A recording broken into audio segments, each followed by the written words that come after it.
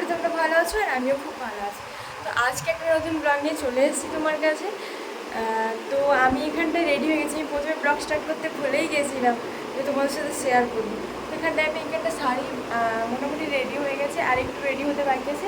তো রেডি হয়ে তোমাদের সাথে দেখা হচ্ছে কোথায় যাচ্ছি না যাচ্ছি। পুরো ভিডিওটা দেখতে থাকো, দিলে বুঝতে পারবে।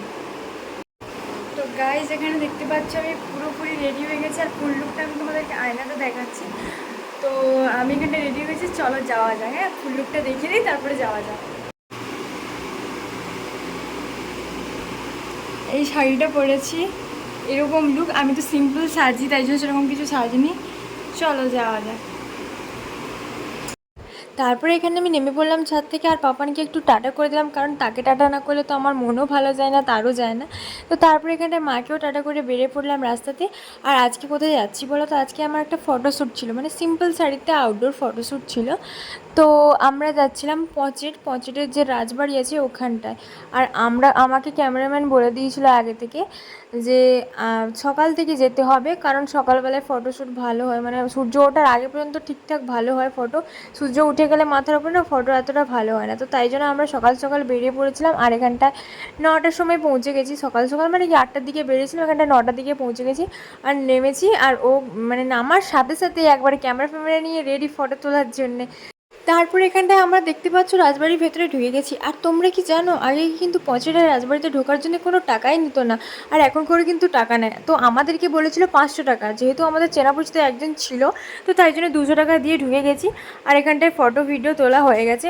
ওই শাড়ি পরে দিয়ে আবার একটা শাড়ি চেঞ্জ করে নিয়েছি, দিয়ে আবার কিছু ফটো তুলেছি। বাট এই শাড়ি পরে না এতটা ফটো ভালো আসেনি, তো 2-4টে ফটো তুলেছি। তো তারপরে এখানটায় বাইরে চলে এসেছি, কারণ ভেতরে আর ফটো তোলার মতো কিছুই ছিল না। তো তাই জন্য বাইরে চলে এসেছি, আর বাইরে এসে কিছু ফটো তুলে আবার বেরিয়ে পড়েছি। আর যেহেতু সকাল থেকে বেরিয়েছিলাম, কিছু খাওয়া হয়নি, তো তাই জন্য একটু দোকানে চলে এসেছিলাম ঘুগনি মুড়ি খেতে। তো এখানটায় ঘুগনি মুড়ি খেতে খেতে চুলটা বেঁধে নিয়েছিলাম, কারণ ওই দিন ছিল না খুবই গরম আর খুবই রোদ। সকাল 9টা হলেও বাট এতটা রোদ না, তাই জন্যে। তো তোমরা এখানে দেখতে পাচ্ছ আমি এখন বাড়ি চলে এসেছি। আর সত্যি বলতে এত গরম বাইরে না, মানে এত পরিমাণে গরম, আমার পুরো গা ট্যান পড়ে গেছে, পুরো কালো হয়ে গেছে। তো আমি ফ্রেশ হয়ে আসি, তারপরে তোমাদের সাথে আবার কন্টিনিউ করছি। তারপরে দেখতে পাচ্ছ এখানে আমি স্নান করে ফ্রেশ হয়ে পুরো রেডি হয়ে গেছি, আর নিচে আসছি। আর নিচে আসার পরে আমি আমার পাপানকে দেখবো না, তা তো কখন হয় না। তো পাপানকে একবার উঁকি মেরে দেখে নিলাম, আর খেতে চলে গেলাম। তারপরে কিন্তু আমি ভিডিওটা কন্টিনিউ করতে পারিনি। তো রাতের বেলায় কিন্তু এখন আমার বাড়ির কাছে একজন মামিমা কিন্তু টেলারিংয়ের কাজ করে, আর উনি কিন্তু খুব ভালো জামা মানেন। তো তাই জন্য আমি ওনার কাছে কিছু জামা দিতে গিয়েছিলাম। আমার প্রায় অনেকগুলোই জামা ছিল, তো ওনার কাছে দেবো বলে দেওয়া হয়নি, সময় করতে পারিনি, তো তাই জন্য দেওয়া হয়নি। আর যেহেতু আজকে সময় পেয়েছিলাম, তাই জন্য দিয়ে এলাম। তো তারপরে এখানটা কিন্তু হেঁটে হেঁটে যাচ্ছি, আর আমার মা কিন্তু আমাকে ফোন করে বলছে যে এখানটায় বাড়িতে চিকেন এনেছে তো দাদু, আর চিলি চিকেন খাবে বলছে। আর আমি কিন্তু চিলি চিকেন বাড়িতে করি, আর কেউ কিন্তু করতে জানে না, না কেউ করে না কোনোদিনও। আমি কিছু রান্না পারি আর না পারি, ওই জিনিসটাই করি।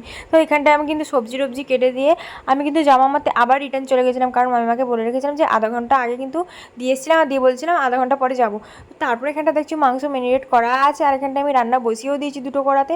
তো এক সাইডে মাংস রান্না হবে, আর এক সাইডে চিলি চিকেন রান্না হবে। আর এখানটা কিন্তু আমার রান্না করতে করতে ছ্যাঁকা লেগে গিয়েছিলো, সেটাই তোমাদেরকে এখানে দেখাচ্ছিলাম। তো আজ কিন্তু ভিডিও করা হয়নি। তো বন্ধুরা, আজকে ছিল এই পর্যন্ত। ভালো থেকো, সুস্থ থেকো সবাই। আর ভিডিওটা কেমন লেগেছে অবশ্যই কমেন্টে জানিও। তো যদি তোমরা এরকম ভিডিও দেখতে চাও অবশ্যই কমেন্ট করো, আমি ডেইলি ব্লগ দেবো।